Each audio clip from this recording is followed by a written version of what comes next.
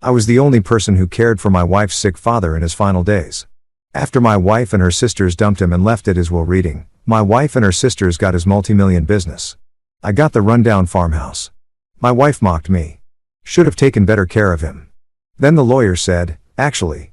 My wife went white at what came next. Look, I'm not saying my wife's family is heartless, but when my father-in-law, Richard Hawthorne, got diagnosed with stage 4 lung cancer, they disappeared faster than my paycheck after bills are due. I mean, we're talking Olympic-level ghosting here. Usain Bolt couldn't have bolted that quick. My wife Melissa, bless her designer handbag-loving heart, sat me down in our kitchen the day after Richard's doctor delivered the news and said with a completely straight face, Travis, I just can't handle hospitals emotionally. The smell of antiseptic makes me nauseous, and watching someone deteriorate is too traumatic for my mental health. She said this while scrolling through Instagram, double-tapping photos of someone's vacation in Santorini. Real broken up about it. You know, her therapist had apparently greenlit this level of avoidance, which I'm pretty sure isn't how therapy is supposed to work. But hey, I'm just the guy who married into this circus. Her sisters were even better.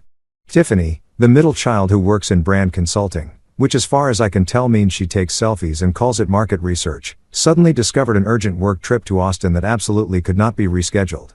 It's a major client, Travis. She explained over speakerphone, her voice dripping with fake regret. They're launching a new athleisure line. And I'm the only one who understands their vision, right? Because what dying father wouldn't understand that yoga pants wait for no man?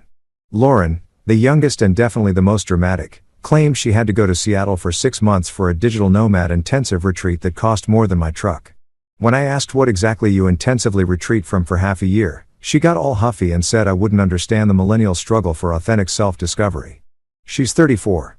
The millennial excuse is getting pretty worn out. Lauren, so that left me.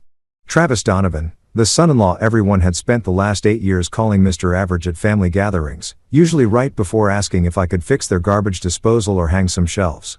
I'm a contractor, which in the Hawthorne family hierarchy ranks somewhere between the gardener and that weird cousin nobody invites to weddings. Richard himself had spent years introducing me as the handyman with no ambition. Usually, while wearing a smirk that suggested he found my entire existence mildly amusing at best. But here's the thing about people vanishing. When stuff gets real, somebody's got to stay. And apparently that somebody was me. The first week was brutal, not going to lie. Richard had moved into hospice care at his massive house in the suburbs, the kind of place with more bathrooms than I have friends. The nurses would come by twice a day, but the rest of the time, that was all me, baby. Feeding him soup that he'd complained tasted like dishwater that gave up on life. Helping him to the bathroom, which let me tell you, does wonders for any illusions you had about dignity. Adjusting his oxygen tanks while he barked orders like a retired general who'd never quite accepted retirement. Not that tube, the other one. He'd wheeze. Did you even read the manual or are you just winging it like you wing everything else? I'm winging it with style, Richard. I'd shoot back. That's the Travis Donovan guarantee. He'd grunt, which I learned was his version of a laugh. The house felt like a mausoleum most days. 2,300 square feet of marble floors and uncomfortable furniture that looked expensive, but felt like sitting on decorative rocks. Melissa would call maybe twice a week, always during her lunch break, always sounding distracted. How's Dad doing? She'd ask. And before I could answer with anything more detailed than fine, she'd already be moving on to tell me about some drama at her Pilates class or how her Tesla needed charging. But then something weird started happening around week 3. Richard stopped being such a colossal pain in my ass.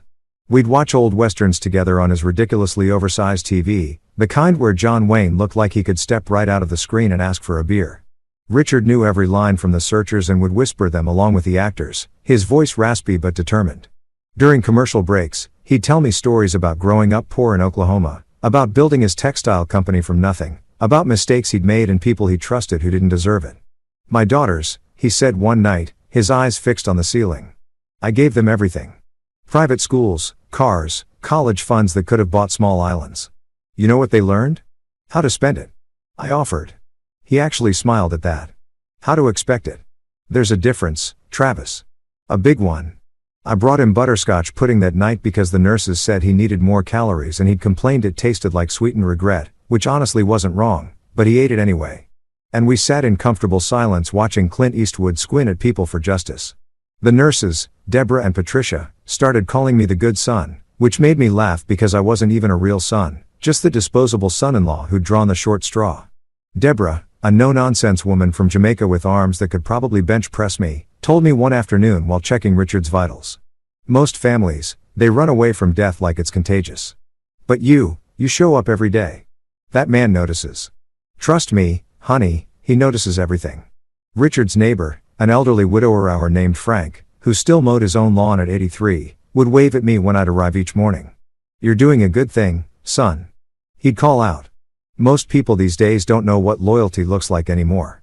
I'd wave back, wondering if loyalty was the right word or if I was just too stubborn to abandon someone everybody else had written off.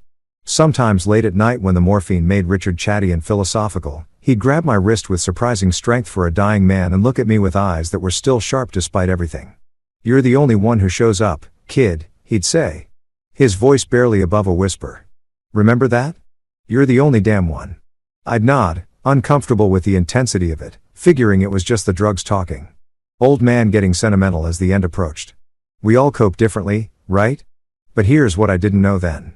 Sitting in that oversized house, watching a millionaire slowly fade away while his actual family sent occasional thoughts and prayers texts. Richard Hawthorne wasn't the kind of man who said things he didn't mean, medicated or not. And he definitely wasn't the kind of man who forgot who showed up when it mattered and who didn't. Turns out the old man had been playing chess while everyone else was playing checkers. And I was about to become his checkmate.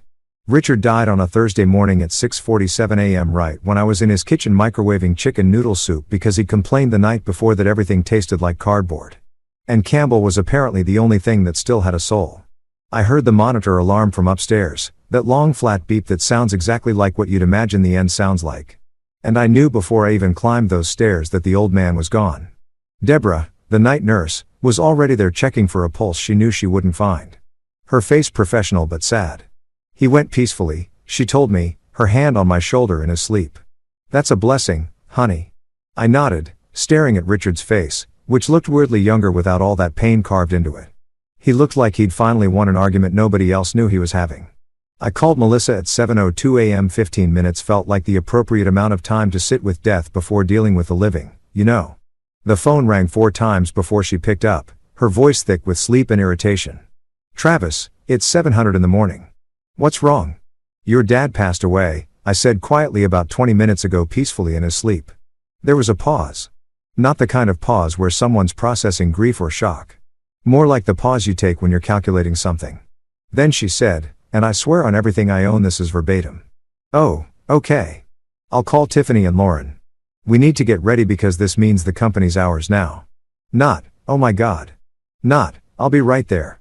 Not even a single sob or sharp intake of breath. Just immediate business mode. Like her father's death was an email notification about a stock dividend.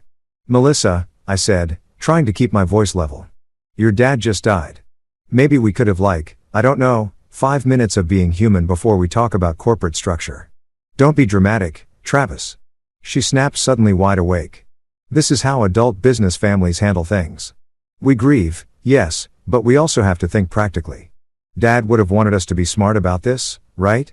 Richard would have definitely wanted his death to be treated like a hostile takeover opportunity.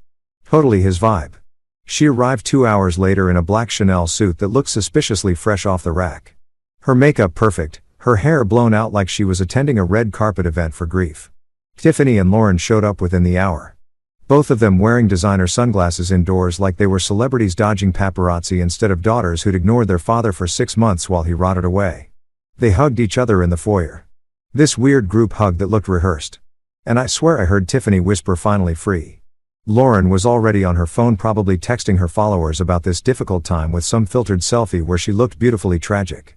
The funeral planning was something else entirely. We're talking Shark Tank funeral edition, except the product being pitched was their fake grief, and the investors were anyone who might judge them for being terrible daughters.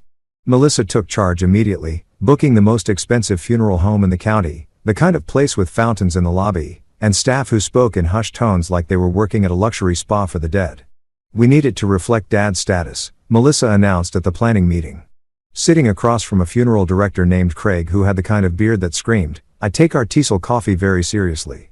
He was a pillar of the business community. "This needs to be memorable."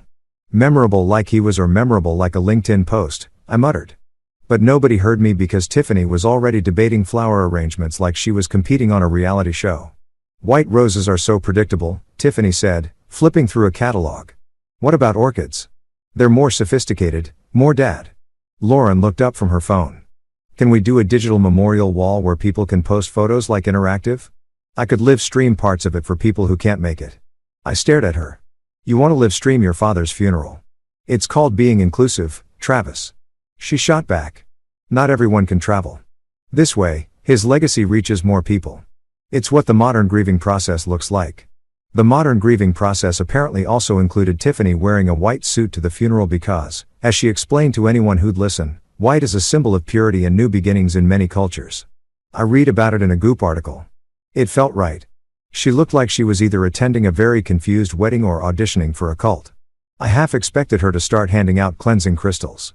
The funeral itself was held on a Saturday at St. Michael's Episcopal Church, a gorgeous old building with stained glass, and enough wood paneling to make a lumberjack weep.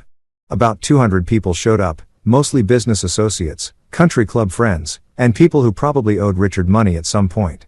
Frank, the neighbor, sat in the back pew and gave me a knowing nod when our eyes met. Melissa gave the eulogy, walking up to the podium in heels so high I'm pretty sure they violated several physics laws. She cleared her throat, looked out at the crowd with practiced emotion, and began. My father was a complicated man. I almost laughed out loud. Complicated man is universal code for we barely spoke, but I need to sound deep and introspective right now. It's the eulogy equivalent of it's not you, it's me, she continued, her voice wavering in all the right places. He taught us the value of hard work, the importance of family, and the meaning of perseverance. 3 things she'd actively ignored her entire adult life. But sure, let's go with that narrative. He built an empire from nothing, and his legacy will live on through all of us who loved him. Tiffany dabbed at dry eyes with a tissue. Lauren was absolutely filming this on her phone. I could see the red recording light from where I sat 3 rows back. Someone's Instagram stories were about to get very morbid. When it was over, people lined up to offer condolences, shaking hands with the daughters like they'd just survived a natural disaster instead of a carefully orchestrated performance. I stood off to the side near Richard's coffin, this obscenely expensive mahogany number with gold handles that probably cost more than my yearly salary. I looked down at him, peaceful in his final suit, and remembered our last real conversation 3 days before he died. He'd grabbed my hand, his grip weak but determined, and said, "They're going to act like they loved me, Travis.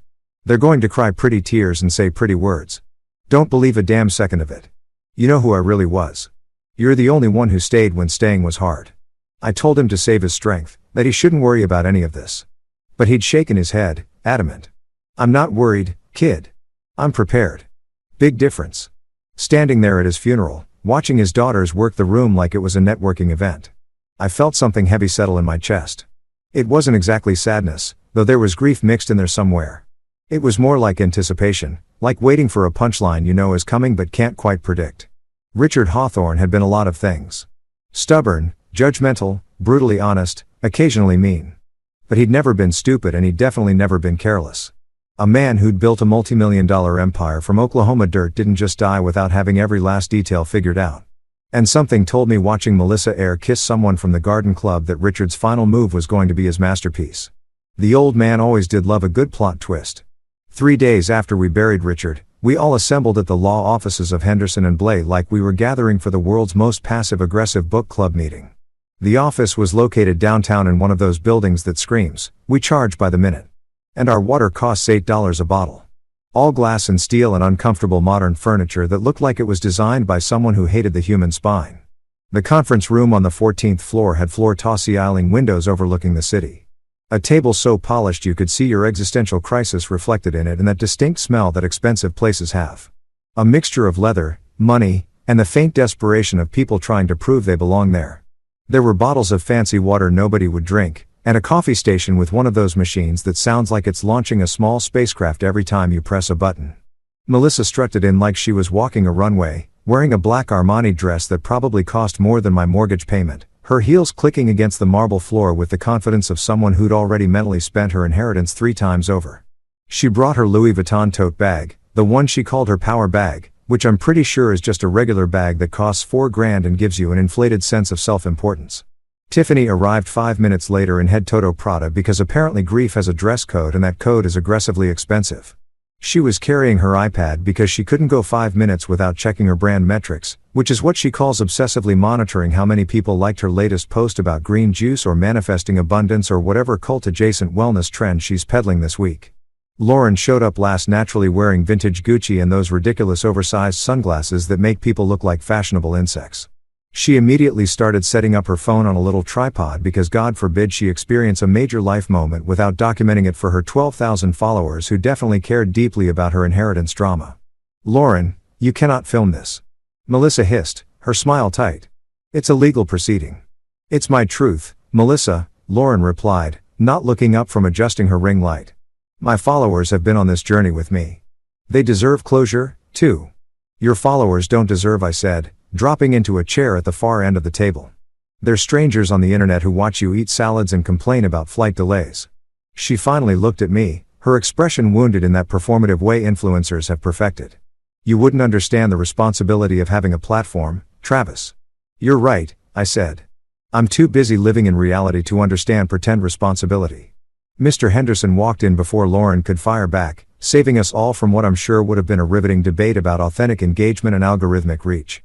Charles Henderson was about 65 with silver hair, wire-rimmed glasses, and the kind of face that had seen every family fight imaginable and stopped being surprised by human awfulness sometime during the Reagan administration. He was carrying a leather folder that looked older than me and had the weight of someone about to referee a cage match disguised as estate planning. "Ladies, gentlemen," he said, his voice carrying that particular tone lawyers use when they're professionally required to pretend everyone in the room is civilized. "Thank you for coming. I know this is a difficult time." Melissa literally couldn't help herself. "Let's just get to it, Charles. We're all adults here. We know why we're gathered, right? Adults. That's definitely the word I'd use for three women who'd abandoned their dying father and were now practically salivating over his money like it was the last Black Friday sale at Nordstrom." Mr. Henderson sat down, opened the folder with the reverence of someone handling a historical document and pulled out Richard's will. It was typed on fancy paper with an embossed letterhead because even in death, Richard Hawthorne wasn't doing anything halfway. The lawyer cleared his throat in that dramatic way they must teach in law school. Right between how to bill in 6-minute increments and making your voice sound ominous for effect.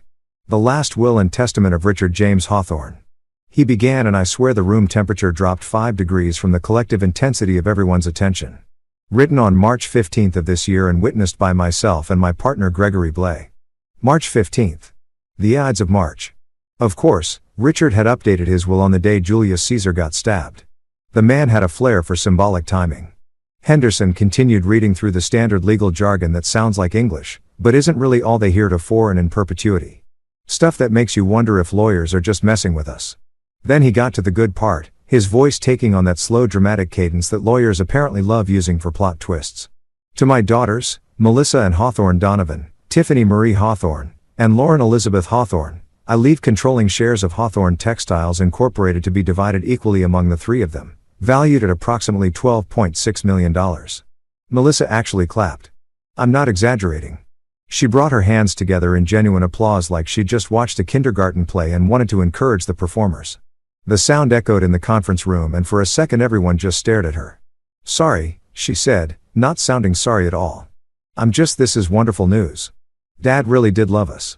Tiffany reached over and high-fived her. An actual high-five at a reading. I was witnessing the death of decorum in real time, and honestly, I was kind of impressed by the audacity. Lauren had her phone out typing furiously, probably crafting the perfect caption about legacy and family and gratitude that would accompany whatever filtered photo she'd post later. Something like, "Forever grateful for the lessons Daddy taught us about building empires and believing in family." With 17 emojis and a link to her Amazon storefront, Mr. Henderson waited for them to finish their celebration, his face carefully neutral in that way that suggested he'd seen this exact scenario play out 100 times with 100 different terrible families. Then he continued reading and his eyes flicked toward me for just a second. "And to my son-in-law, Travis Michael Donovan, I leave the family farmhouse and surrounding property at 82 Willow Creek Road, including all structures, land, and contents therein." The room went dead silent. You could have heard a designer handbag drop. Then Melissa snorted. Not a gentle laugh, but an actual snort laugh combo that sounded like a pig questioning your life choices. "You got the dump, Trav," she said, barely containing her glee. "The old falling apart farmhouse in the middle of nowhere. Should have taken better care of him. Maybe you would have gotten something actually valuable." Tiffany joined in, giggling behind her hand. "Oh my God, that place is a disaster. The roof leaks, the plumbing is from like the Civil War era, and I'm pretty sure there are raccoons living in the attic. Dad used to joke about tearing it down. At least you got something, Lauren added with fake sympathy, finally looking up from her phone. I mean, it's not $12 million in stock, but you could probably sell it for like what, 50 grand? Maybe 75 if you find someone really desperate. They were laughing now, all three of them, feeding off each other's cruelty like hyenas who just found wounded prey. Melissa was wiping tears from her eyes, her mascara smudging slightly. This is perfect. This is actually perfect. The handyman gets the handyman special. It's so poetic. I sat there absorbing their mockery, feeling my face get hot, but keeping my expression neutral. I'd learned a long time ago that the best response to the Hawthorne sisters when they got like this was to give them nothing. No reaction, no ammunition, just let them exhaust themselves on their own superiority complex. But Mr. Henderson wasn't laughing. In fact, he was watching me with an expression I couldn't quite read, something between curiosity and what might have been respect. He cleared his throat loudly, professionally, cutting through their cackling like a judge's gavel. Actually, he said, his voice suddenly sharp enough to slice through their celebration like a hot knife through their designer egos. There's more. The laughter stopped immediately. All three sisters turned to look at him, their smiles faltering like someone had just announced the store was out of their favorite Roy flavor. What do you mean more? Melissa asked, her voice tight. Mr. Henderson reached into his folder and pulled out a sealed envelope. It was cream-colored, expensive-looking paper, and across the front in Richard's distinctive shaky handwriting was my name. Travis Michael Donovan. Your father requested that Travis read this privately, Henderson said, sliding the envelope across the Polish table toward me. It contains additional instructions regarding his bequest. I picked up the envelope, feeling the weight of it, the thickness suggesting multiple pages inside. Through the paper, I could feel something small and metal. A key maybe. Melissa's smile had completely vanished now, replaced by something harder, more calculating. What kind of additional instructions? Charles, we have a right to know what's in our father's will. You know everything that pertains to you, Henderson replied calmly. This is a private communication between Mr. Hawthorne and his son-in-law. Perfectly legal, I assure you. I pocketed the envelope, feeling all three sisters' eyes boring into me like laser beams of suspicion and barely contained rage. Melissa leaned toward me, her voice dropping to a whisper that somehow sounded more threatening than if she'd yelled. Don't get too excited, Travis. It's probably instructions on how to maintain that piece of crap property. Or maybe the code to his antique tractor. Dad always did have a weird sense of humor about worthless things. I looked at her, really looked at her and smiled. It wasn't a big smile, just a small one, the kind that says, I know something you don't, and it's killing you. Yeah, I said quietly. Maybe it runs on karma. She didn't laugh. None of them did. And for the first time since Richard died, I felt something close to hope. I waited until I was in my truck before opening the envelope because there was no way in hell I was giving Melissa and her designer-clad vulture sisters the satisfaction of watching me read whatever Richard had left me. The parking garage under Henderson and Blaze building was one of those underground concrete mazes that smelled like oil and expensive regret. The kind of place where every sound echoes and makes you feel like you're in a movie about corporate espionage. My truck, a 2015 Ford F-150 that had seen better days and about 47 different construction sites, looked ridiculously out of place among the Teslas and BMWs, like a working-class hero at a yacht club mixer. I sat there in the driver's seat, engine off, just holding this envelope and feeling the weight of it. The paper was thick, the kind you buy from specialty stores where they ask if you want it hand-pressed or whatever pretentious thing makes paper cost $30 a sheet. Richard's handwriting on the front was shaky but deliberate. My name written with the careful precision of someone who knew these might be some of the last words he'd ever write. My hands were actually trembling a little as I broke the seal, which annoyed me because I'm not typically the trembling type. I build houses for a living. I use power tools that could remove fingers if you sneeze wrong. But something about this moment felt huge, like opening Pandora's box, except hopefully with less unleashing of evil upon humanity, and more finding out why a dying millionaire had given me a farmhouse everyone assumed was worthless. Inside the envelope were three things. A handwritten letter on matching cream stationery, a smaller sealed envelope marked for later, and a brass key that looked old and important. The kind of key that definitely didn't go to anything as mundane as a tractor or a garden shed. It had weight to it, substance, and an ornate design on the handle that looked almost Victorian. I unfolded the letter, and Richard's voice practically jumped off the page. Even his handwriting had attitude. All sharp angles and confident strokes despite the shakiness age and illness had added. Travis, it began because Richard had never been one for dear or any of that sentimental greeting card garbage. If you're reading this, I'm dead. Which means I finally escaped listening to Lauren talk about her brand synergy or whatever horseshit she's calling it these days. Small mercies. I actually laughed out loud, the sound bouncing off the concrete walls around me. Even from beyond the grave, the old man couldn't resist taking shots at his daughters. The letter continued. If my daughters are laughing right now, and let's be honest, they definitely are. Let them. They think they won. They think they got the empire, the company, the golden ticket to Easy Street. They have no idea what they actually got, but they'll figure it out soon enough. Probably around month 3 when they realize running a textile company requires more than posting pictures on Instagram and attending charity brunches where they pretend to give a damn about literacy or saving the whales or whatever cause is trendy this season. I could picture Richard writing this probably hooked up to oxygen, morphine dripping into his veins, still sharp as a tack and twice as mean. The man had been barely able to walk to the bathroom without assistance. But his mind had stayed clear right up until the end, cataloging every slight, every absence, every fake. I'll visit soon text message his daughters had sent. The farmhouse isn't what it seems, Richard wrote. And I felt my pulse quicken. 82. Willow Creek Road has been in my family for 4 generations. My grandfather built that house with his own hands back in 1924. And every Hawthorne man since has added something to it.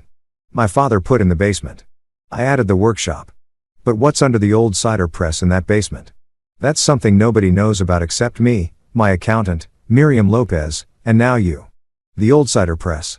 I remembered it vaguely from the one time Richard had taken me out to the farmhouse about 3 years ago back when he was still healthy and just wanted someone to help him move some furniture. His daughters had deemed too country for their aesthetic.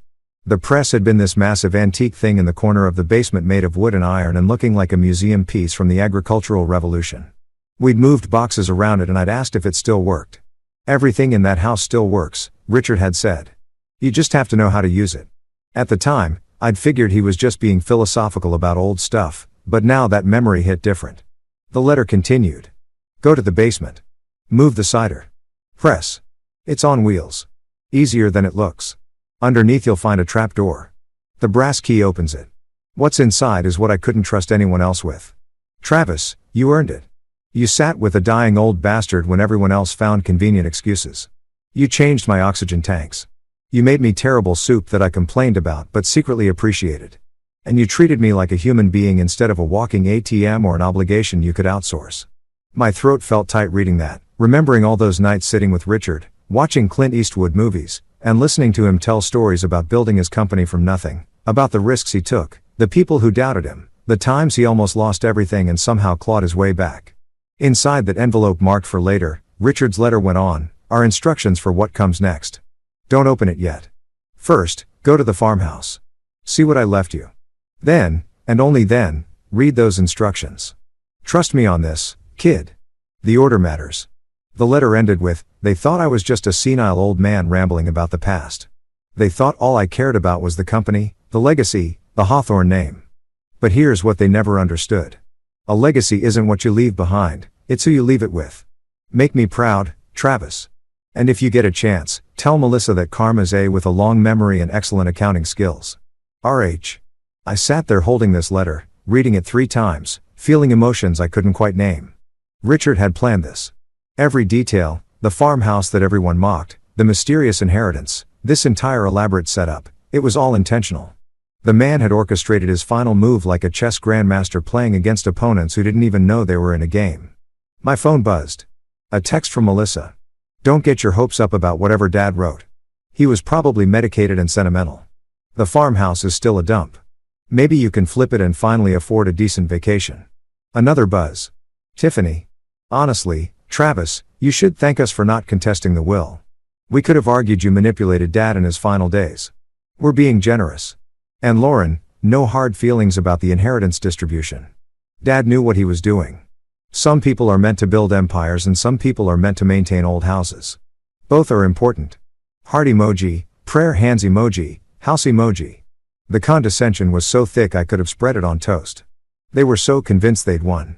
So absolutely certain that their 12 million in stock was the prize and my farmhouse was the consolation trophy for the loser who'd done all the work. I looked at the brass key in my palm, feeling its weight, its promise of secrets. Then I looked at the smaller sealed envelope marked for later, resisting the urge to rip it open right there in my truck like some impatient kid on Christmas morning. But Richard had said the order mattered. And if there was one thing I'd learned about Richard Hawthorne over the past few months, it was that when he said something mattered, you listened. I started the truck, the engine rumbling to life with that reliable working-class growl that probably offended every luxury vehicle in the garage. As I pulled out into the afternoon sunlight, heading toward the highway that would take me to Willow Creek, my phone buzzed one more time. Melissa, again, by the way, we're having the lawyers draw up papers for us to buy that farmhouse from you. We'll give you $80,000, which is way more than it's worth. Consider it a gift. You could really use the money and we can tear it down and develop the land properly. Win-win. I smiled, pocketing my phone without responding. She had no idea what was waiting under that old cider press, what Richard had really left me, what this was actually all about. But she was about to find out. And honestly, I couldn't wait to see her face when she did. The farmhouse was calling. And for the first time since Richard died, I felt something dangerous blooming in my chest. Hope mixed with vindication, anticipation with a healthy dose of you're about to learn a very expensive lesson about underestimating the handyman. Karma wasn't just running on schedule anymore. It was about to pay dividends. The drive to Willow Creek took about 45 minutes through suburbs that gradually dissolved into actual countryside. The kind where gas stations become scarce and Dollar General stores are considered major retail developments. The farmhouse sat on 12 acres at the end of a gravel road that hadn't been properly maintained since probably the Clinton administration, surrounded by fields that had gone wild and enough trees to qualify as a small forest. It was the kind of property that real estate agents would describe as rustic and full of potential, which is code for bring a contractor, a priest, and low expectations. I hadn't been out here since Richard got sick, and pulling up to the place hit me with this weird wave of nostalgia mixed with apprehension. The house itself was exactly as everyone described. A 2-story white farmhouse that had definitely seen better decades, with a wraparound porch that sagged in places, shutters that hung at angles that defied both physics and any sense of aesthetic harmony, and a roof that looked like it was holding on through sheer stubbornness and possibly spite. The paint was peeling in spots, giving it that haunted by the ghosts of better maintenance decisions vibe that every old farmhouse eventually achieves. But here's the thing nobody understood about this place. Richard had loved it. Not in the way his daughters love their penthouses or luxury cars, but genuinely loved it. He'd told me once during one of our late-night morphine philosophical conversations that this farmhouse represented everything he'd built his empire to escape from and everything he wished he'd never left behind. Progress isn't always forward, Travis, he'd said. Sometimes it's just expensive. I parked in the overgrown driveway, grabbed my flashlight from the truck bed because country properties don't believe in adequate lighting, and headed for the front door.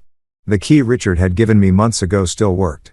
The lock clicking open with that satisfying sound of old mechanisms that were built back when things were made to actually last instead of planned to obsolete in 3 years.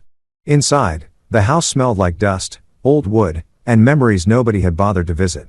The furniture was covered in white sheets like ghosts of a life Richard had maintained but never really lived in these last few years. The living room had a stone fireplace big enough to roast a small cow, hardwood floors that creaked with character, and windows that looked out over the property with views that probably cost millions in other zip codes, but here just came with mosquitoes and property taxes nobody wanted to pay. I made my way through the house to the basement door, which was hidden in the back of the kitchen behind what looked like a regular pantry, but was actually a false front. Because, of course, Richard had secret passages in his farmhouse. The man couldn't do anything straightforward if his life depended on it. The door swung open with a horror movie creak that would have made any self-respecting ghost proud, revealing wooden stairs that descended into darkness thick enough to cut with a knife. The basement was unfinished. All concrete floors and exposed beams with that particular smell basements have. That's part earth, part mildew, and part something definitely died down here once. My flashlight beam cut through the darkness, illuminating cardboard boxes labeled in Richard's handwriting. Christmas decorations 1987. Tax records. Keep forever apparently. And my personal favorite, Melissa's childhood art. Terrible, but she cried when I tried to throw it out. And there in the far corner, exactly where Richard said it would be, sat the old cider press.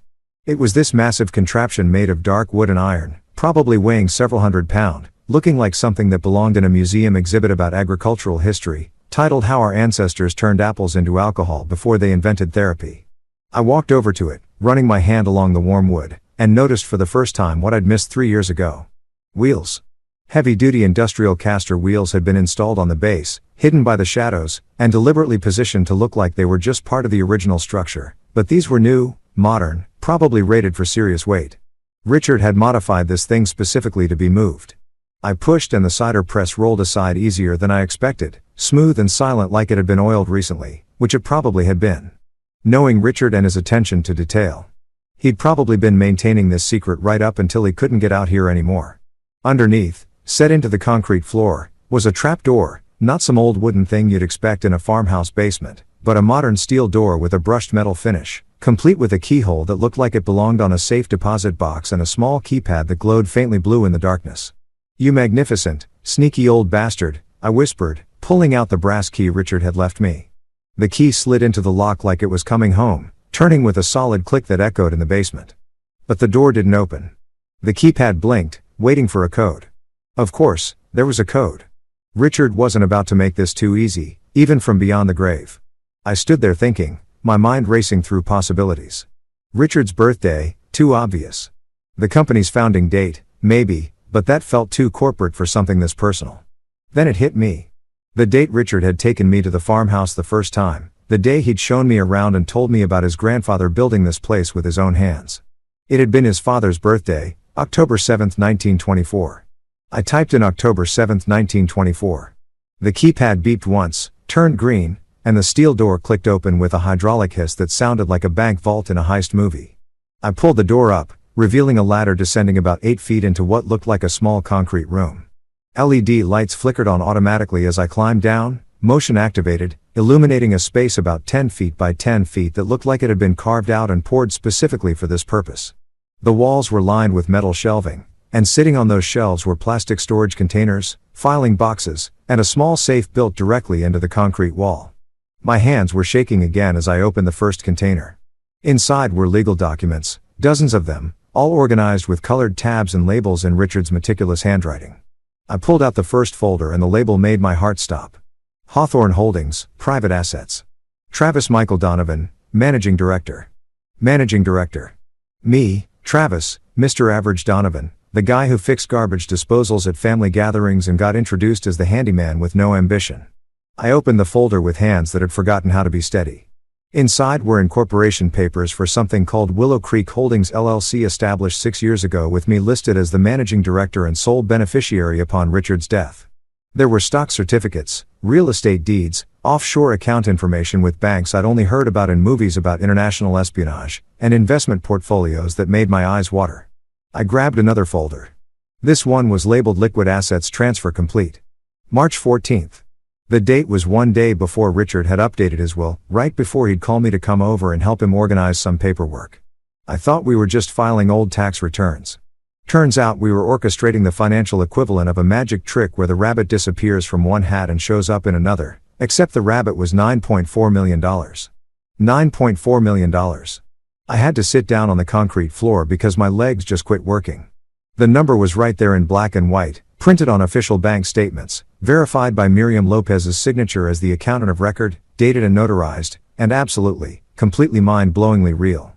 While Melissa and her sisters had been fighting over designer handbags and posting filtered selfies about family values, Richard had been quietly liquidating portions of his holdings, moving assets around like a financial chess master, creating this entirely separate entity that nobody knew about except him, his accountant, and apparently now me. There was a letter paper clipped to the bank statements handwritten on the same cream stationery as the letter in the car. Travis, surprise. This is what they missed while they were too busy measuring the curtains in their inheritance. I spent 6 years moving money, selling off pieces of the company nobody paid attention to, investing in properties and portfolios that actually made sense instead of just looking good on paper.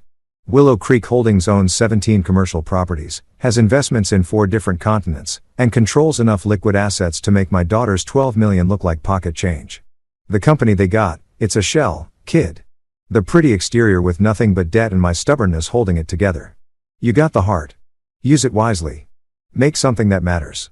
And when Melissa inevitably calls you crying for money in about 6 months, feel free to remind her that karma keeps excellent receipts. R.H.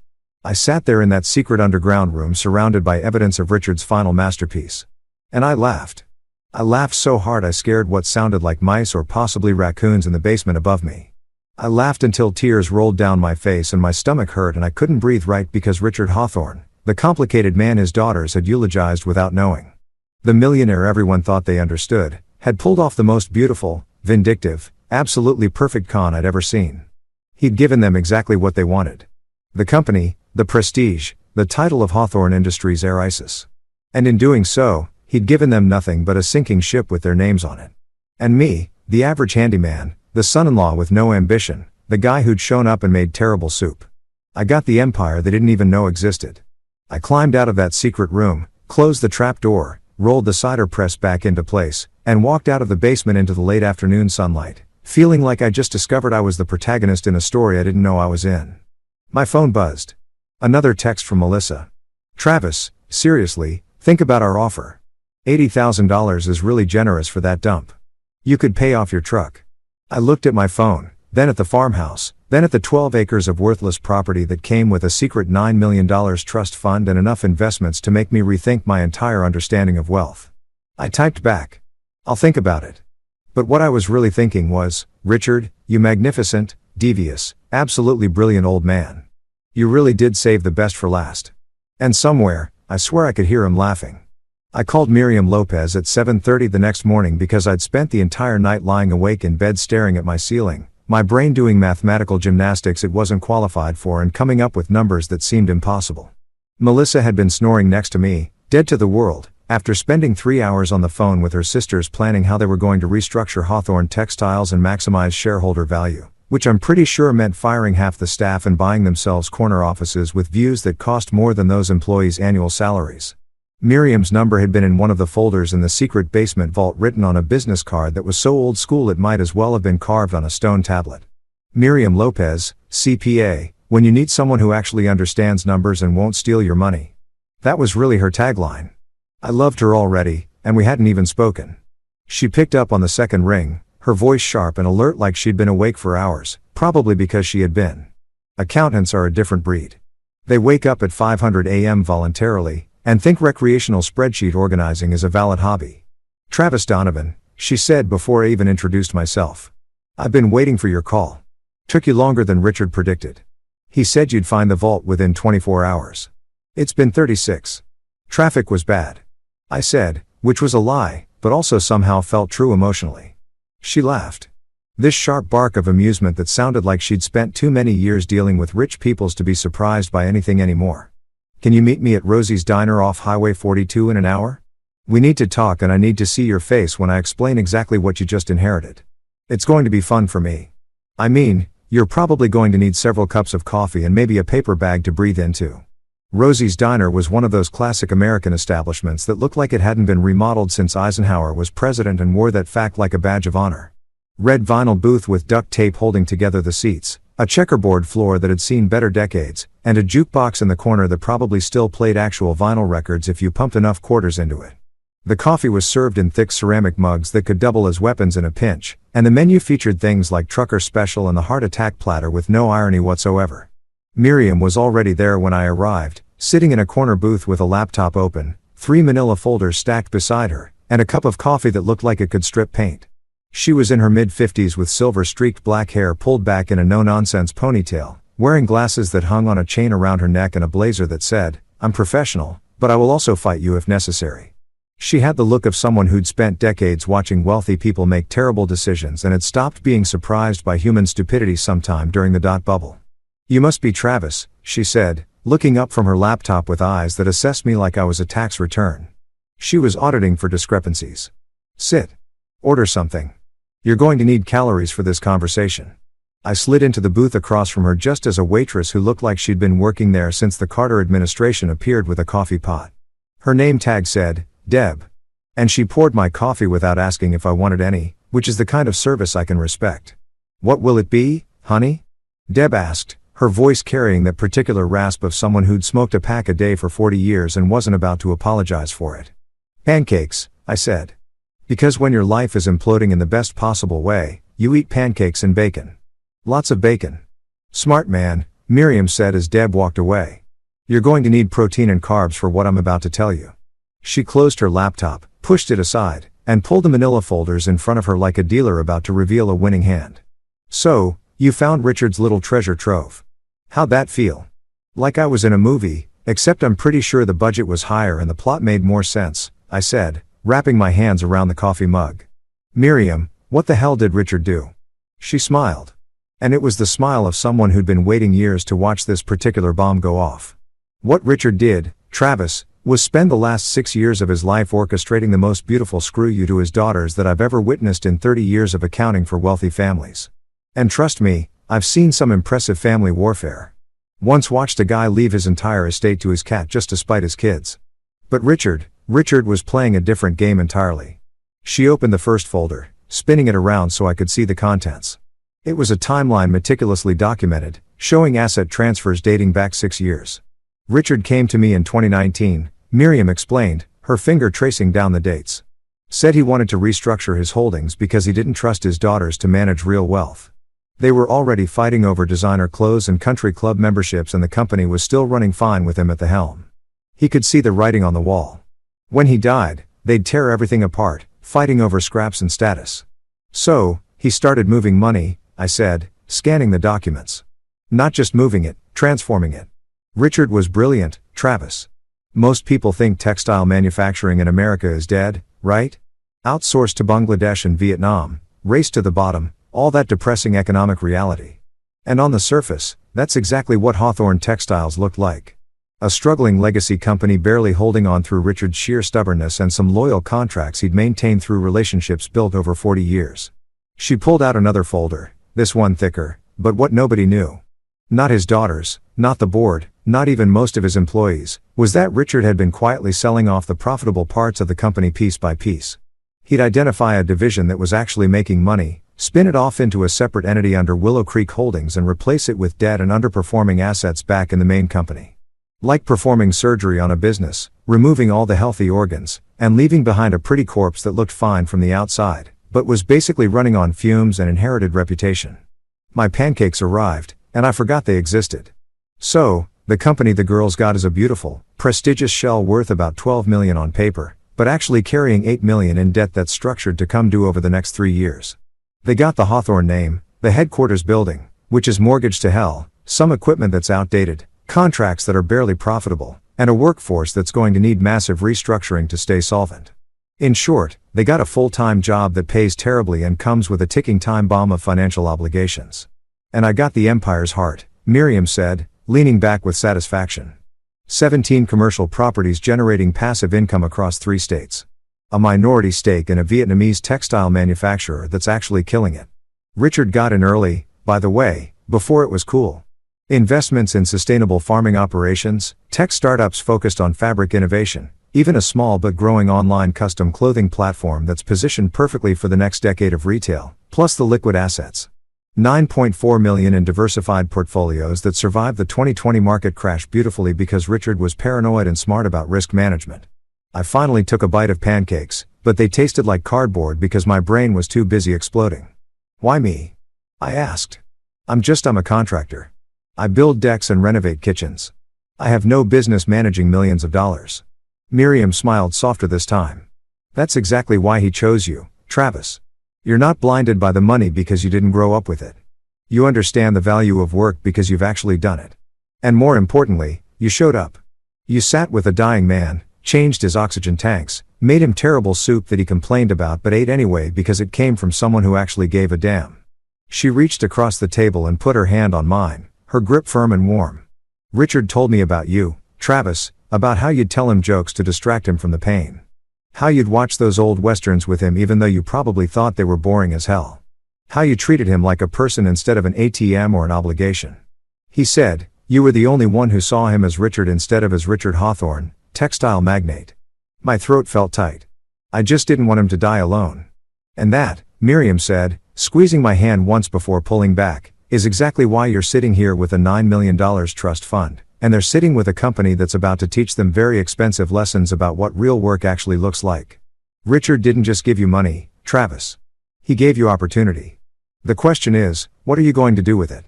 I looked down at the folders, at the documentation of Richard's years-long plan, at the evidence that someone had believed in me more than I'd ever believed in myself. I have no idea, I admitted. Good, Miriam said, raising her coffee mug in a toast.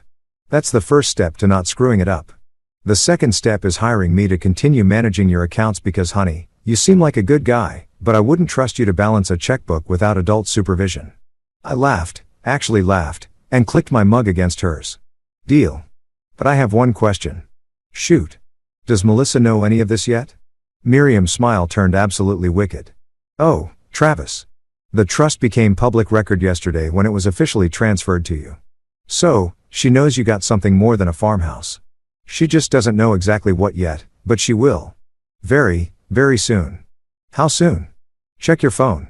I pulled out my phone and there were 17 missed calls from Melissa, 12 from Tiffany, and 9 from Lauren, plus approximately 47 text messages that I'm pretty sure violated several communication decency laws. Miriam laughed, that sharp bark again. And that, Travis, is what we call reality setting in. Welcome to the empire.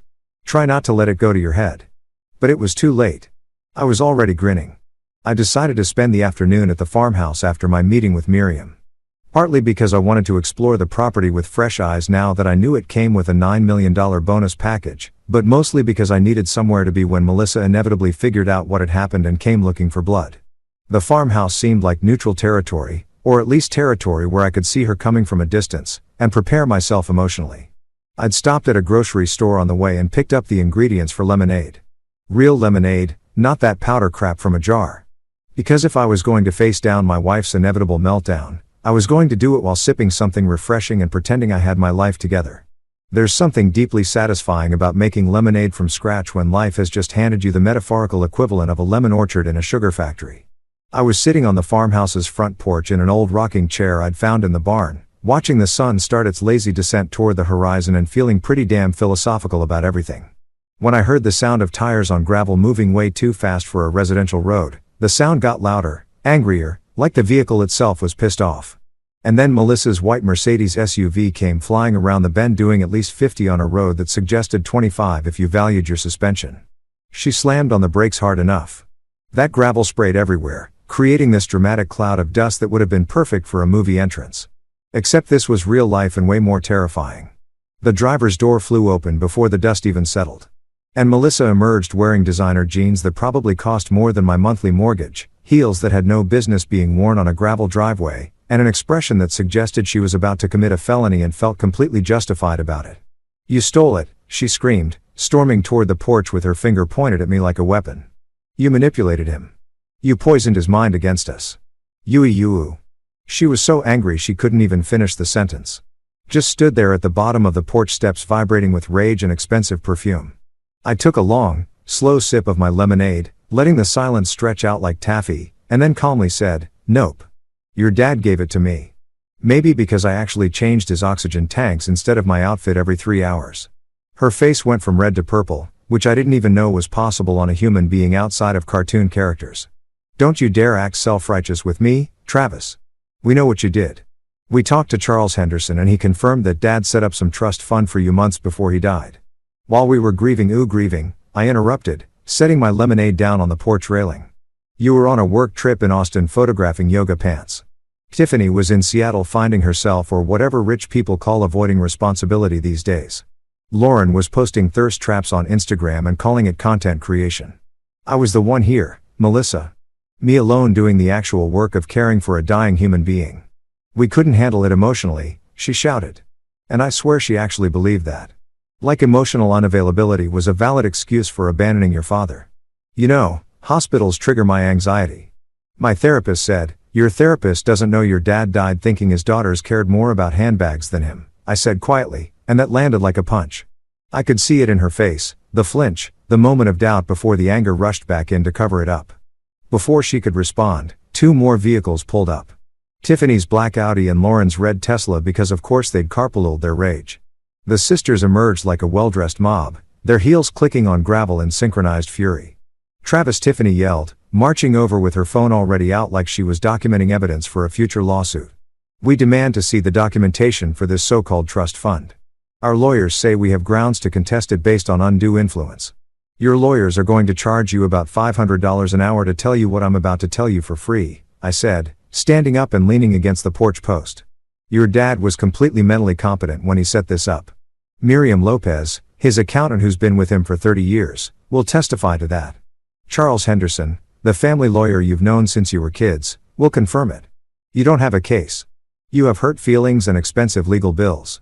Lauren had her phone out, too, filming everything because apparently the girl couldn't experience reality without documenting it for her followers. "This is elder abuse," she announced to her phone camera. Her voice taking on that performative quality influencers use when they're pretending to be passionate about something. Financial manipulation of a vulnerable senior citizen. "My followers need to know about this. Accountability is important." "Perfect," I said, smiling directly at her camera. "Make sure you post it with the caption, 'How to lose $9 million in 9 months by abandoning your dying father.' Really captures the essence of your family values. Very on brand."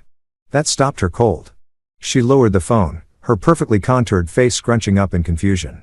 "What do you mean 9 million? Charles said it was a trust fund, not Travis. How much did Dad leave you?" And there it was, the moment I'd been simultaneously dreading and anticipating since Miriam had laid out the numbers for me at Rosie's diner. I could have been diplomatic about it. I could have softened the blow, been the bigger person, taken the high road.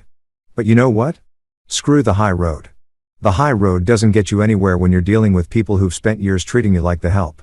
9.4 million, I said clearly. In liquid assets alone, plus 17 commercial properties, minority stakes in several profitable businesses, and investments across 4 continents. Willow Creek Holdings, I'm the managing director. Your dad spent 6 years building it while you were busy posting about gratitude and manifesting abundance without actually understanding what either of those words meant. The silence that followed was so complete, I could hear birds chirping in the trees behind the house. It was like someone had hit pause on reality and forgotten to press play again. Tiffany spoke first, her voice barely above a whisper. "That's impossible. The company was worth 12 million. We got the company. The math doesn't. The math works fine when you understand your dad gave you a sinking ship with a pretty paint job." I explained, enjoying this way more than I probably should have. "Hawthorne Textiles is carrying 8 million in structured debt. He gutted the profitable divisions and moved them under Willow Creek Holdings. You got the name, the prestige, and a whole lot of financial problems that are going to start coming due in about 18 months. Congratulations on your inheritance. Hope you kept the receipts on those celebration outfits." Melissa's legs seemed to give out. She actually sat down on the porch steps, her designer jeans getting dusty, her face blank with shock. "He wouldn't do that," she said. But her voice had lost all its conviction. "He loved us. He was our father." "He did love you," I said. "And I meant it. But he loved you enough to teach you a lesson you desperately needed to learn. You can't just show up for the good parts, Melissa. You can't go someone when they're dying and expect to inherit their respect along with their money. Life doesn't work that way. Karma doesn't work that way." Tiffany had her phone to her ear now, probably calling her lawyer, pacing back and forth in the driveway, and hissing about litigation and legal options. Lauren had started crying. Actual tears, which was shocking because I didn't think she was capable of genuine emotion that wasn't curated for social media engagement. "We deserve our share," Lauren sobbed, mascara running down her face in black rivers. "We're his daughters. We're his blood. You're just the guy who married Melissa. You're nothing." And that right there, that entitled, spoiled, completely lacking in self-awareness statement was exactly why Richard had done what he did. "You're right," I said calmly. "I'm just the guy who married Melissa. The guy who showed up, the guy who made soup and changed oxygen tanks and watched old westerns at 2 o'clock in the morning because your dad couldn't sleep and was scared of dying alone. I'm nothing special, Lauren. I'm just someone who actually gave a damn." Apparently, that was special enough for Richard. Tiffany stormed back over. Her lawyer apparently not answering because it was Sunday afternoon. And even attorneys who charge by the breath need time off. "This isn't over, Travis. We're going to fight this. You're going to waste money you don't have on lawyers who will tell you what I already told you." I interrupted. "But hey, it's your financial funeral. I'll send flowers. They'll be nice ones, too, because unlike you, I can actually afford them now." Melissa stood up slowly, dust falling from her jeans, her face a mixture of anger and something that might have been betrayal. "I want a divorce," she said quietly. "Yeah," I replied, not even surprised. "I figured I'll make it easy for you. You can keep the house, the cars, whatever. I don't need any of it. But just so we're clear, Melissa, you're not getting a dime of Richard's money. It's in an ironclad trust that specifically excludes you in the event of divorce. Your dad thought of everything. Even this conversation probably." She stared at me like she was seeing me for the first time. Or maybe like she was realizing she'd never actually seen me at all. "You've changed," she said. "No," I corrected her. "I just stopped pretending I was okay with how you treated me." Big difference. The three of them left together, a defeated trio, climbing into their luxury vehicles and pulling away much slower than they'd arrived, leaving behind nothing but dust and the faint smell of expensive perfume that got carried away by the evening breeze. I sat back down in the rocking chair, picked up my lemonade, and took a long drink. It had gotten warm, but it still tasted like victory. The farmhouse creaked around me, settling into the evening, and somewhere in the fields beyond, I heard an owl starting its nightly haunt. For the first time in 8 years of marriage, I felt peaceful. The divorce papers came through in record time, mainly because Melissa wanted out faster than a shopaholic leaving a store that just announced it's going out of business. She signed everything without contesting, probably because her lawyers had explained in very expensive detail that fighting me would cost more than whatever she might win, which was exactly nothing. I kept Richard's trust and the farmhouse. She kept our suburban house that I'd never really liked anyway, her Mercedes, and enough furniture to stage a moderately successful estate sale. We split the marriage assets down the middle like civilized adults who'd stopped pretending we'd ever actually liked each other. And just like that, 8 years of matrimony dissolved faster than my faith in the institution had about 6 years prior. 2 weeks after the divorce was finalized, I sat down with Miriam Lopez and Charles Henderson in what was rapidly becoming my favorite conference room at Henderson and Blay. The small one on the third floor that didn't have pretentious art on the walls and had a coffee maker that actually worked without requiring an engineering degree to operate. We brought in lunch from a local deli because this was going to be a marathon meeting, the kind where you need pastrami sandwiches and actual sustenance to make it through discussions about corporate restructuring and asset management without your brain leaking out your ears. "All right," Miriam said, spreading papers across the table like a general planning a military campaign, which wasn't far off from what we were actually doing. "Let's talk about what you want to do with Willow Creek Holdings, Travis, because right now you've got a collection of assets that are making money, sure, but they're not really doing anything meaningful. They're just existing. Richard built you a foundation, but now you need to decide what kind of house you're building on it." I'd been thinking about this for days, lying awake at night in the farmhouse that was slowly starting to feel like home instead of just a building I'd inherited. Richard had given me resources, yes, but more importantly, he'd given me an opportunity to do something that actually mattered instead of just existing in someone else's shadow. The question was, what did Travis Donovan actually care about? "Sustainable farming," I said, surprised by how certain I sounded. "And textile restoration, but the right way." Richard told me once that his grandfather had started the company because he wanted to make clothes that lasted that people could pass down to their kids. Quality over quantity. But then the market changed, fast fashion became a thing, and the company had to adapt or die. Except adapting meant compromising everything his grandfather had built the company on in the first place. Charles Henderson leaned forward, his glasses catching the light. He'd taken off his suit jacket, rolled up his sleeves, and looked more human than I'd ever seen him in his natural lawyer habitat. "You want to go back to that original vision? Make Willow Creek Holdings about quality textiles and sustainable practices." "Not just quality textiles," I said. The idea forming even as I spoke it out loud. "I want to create a model that proves you can make money and do good at the same time. Local textile manufacturing using sustainable materials. Partnering with small farms that are doing things right instead of factory farms that are destroying the environment. Create jobs in communities that actually need them instead of outsourcing everything to the cheapest labor market we can find." I know it sounds idealistic and probably stupid from a pure profit standpoint.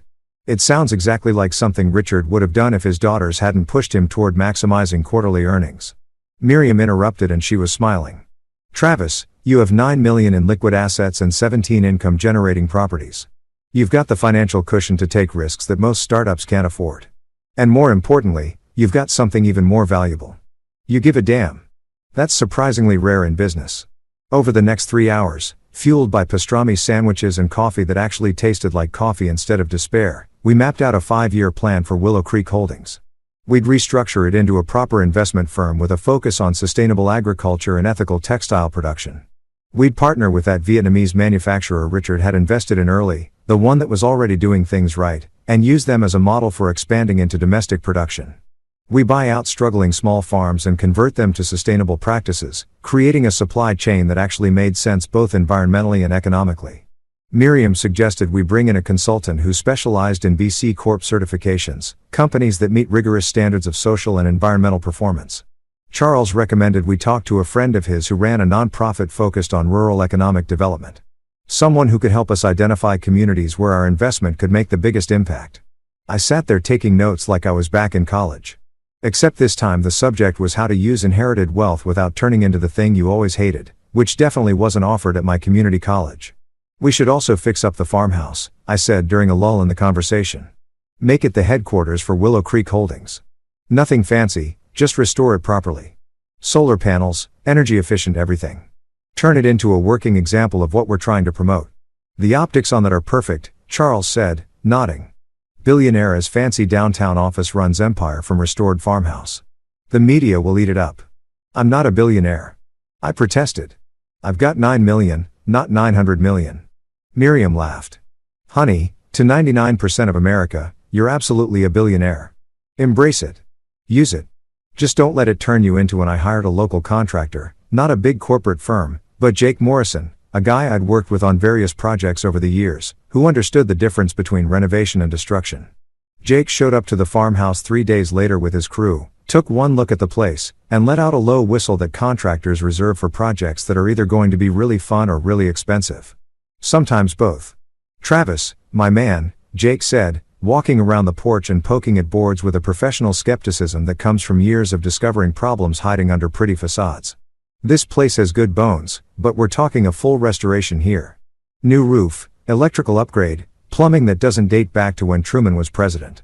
You sure you want to dump money into it? I'm sure, I said, but I want it done right. Energy efficient, solar panels, the whole sustainable 9 yards. Make it a house that Richard's grandfather would recognize, but wouldn't feel outdated in. Can you do that? Jake grinned. Can I do it, brother? I've been waiting my whole career for a client who actually wants to do things properly instead of whatever's cheapest. When do we start? Yesterday, I said, and his grin got wider. The renovation took 3 months, and watching that farmhouse transform was like watching someone go from barely surviving to actually thriving. New roof with solar panels that made the place look like it was part spaceship, part farmhouse. Windows that were actually energy efficient instead of decorative holes that leaked heat and money. Plumbing that worked on the first try without making sounds like a dying walrus. Fresh paint, not stark white, but a warm cream color that looked like sunshine and optimism had a baby. And on the front porch, Jake installed a custom-built swing made from reclaimed wood that could hold 3 people comfortably or one person having an existential crisis about inherited wealth, which was becoming my new favorite hobby. People in town started noticing Willow Creek wasn't exactly a metropolis. Population hovered around 3,000 on a good day when everyone was home and someone wasn't visiting relatives in the city. So, when someone dumps money into restoring the old Hawthorne farmhouse and starts a business that's creating actual jobs, word spreads faster than gossip at a church potluck. Frank, Richard's old neighbor, stopped by one afternoon while I was sitting on the new porch swing with my laptop, pretending to understand the quarterly reports Miriam had sent over, but mostly just appreciating that I owned a porch swing now. Look at you, Frank said, climbing the porch steps with the careful deliberation of an 83-year-old who'd fallen once and wasn't eager to repeat the experience. The farmer CEO, that's what people are calling you down at the hardware store. Travis Donovan, the contractor who inherited a fortune and didn't immediately turn into a jackass. You're a local legend, son. The farmer CEO, I repeated, testing the phrase out loud. It sounded ridiculous and perfect at the same time. Like a nickname you initially hate but eventually grows on you like moss on a tree. I like that. Sounds way better than Mr. Average. That's what Richard's daughters used to call you? Frank asked, settling into the rocking chair I'd left out specifically for him since he'd started making these visits a regular thing, among other things, I said. Most of which I can't repeat in polite company. Frank chuckled. That raspy laugh of someone who'd smoked for 50 years, quit 30 years ago, and still sounded like he was working through it. You know what Melissa's been calling you lately? Do I want to know? Probably not. But I'm going to tell you anyway because I'm old and don't care about social niceties anymore.